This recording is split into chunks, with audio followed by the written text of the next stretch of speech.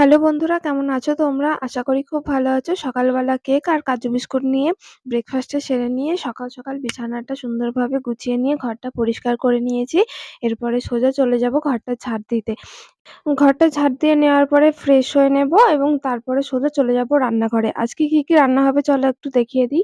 এখানে ভাত বসে গেছে আর মাছের ঝালও হয়ে গেছে আর উনুনে হচ্ছিল শাক দিয়ে বাঁধাকপি। আর সেটাই রান্না করে নিয়ে খেতে বসে গেছি। খাওয়ার পরে একটুখানি রেস্ট করেছিলাম।